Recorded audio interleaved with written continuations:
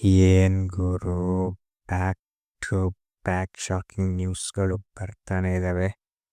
Actually Virat Kohli ಅವರು official ಆಗಿ ಎಲ್ಲೂ ಹೇಳಿಲ್ಲ ರಿಟೈರ್ಮೆಂಟ್ ಬಗ್ಗೆ, ಬಟ್ ನ್ಯೂಸ್ಗಳು ತುಂಬ ಎಲ್ಲ ಕಡೆ ಬರ್ತಾ ಇದ್ದಾವೆ ದಟ್ ಅವರು BCCIಗೆ ರೀಚ್ ಔಟ್ ಆಗಿದ್ರು ರಿಟೈರ್ಮೆಂಟ್ ಬಗ್ಗೆ ಅಂತ.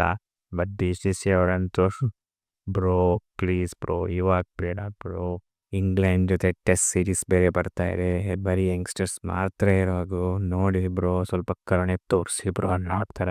ಅಂದರೆ ಇವಾಗ ರಿಟೈರ್ಮೆಂಟ್ ಇದು ಸ್ವಲ್ಪ ಇನ್ನೊಂದ್ಸರಿ ಥಿಂಕ್ ಮಾಡಿ ಅಂತ BCCI ಅವರು ವಿರಾಟ್ ಕೊಹ್ಲಿ ಅವ್ರಿಗೆ ಹೇಳಿದಾರಂತ ನ್ಯೂಸ್ ಬರ್ತಾ ಇದೆ.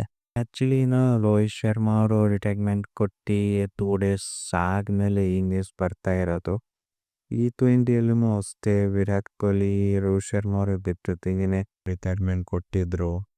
ಆ್ಯಕ್ಚುಲಿ ನೋಡೋದಂದರೆ ವಿರಾಟ್ ಕೊಹ್ಲಿ ಅವರು 2 ವರ್ಷ ಚಿಕ್ಕವರು ರೋಹಿತ್ ಶರ್ಮಾಗಿಂತ.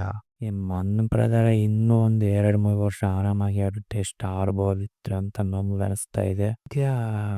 ರಿಟೈರ್ಮೆಂಟ್ ಅವ್ರವ್ರ ಪರ್ಸ್ನಲ್ ಚಾಯ್ಸ್.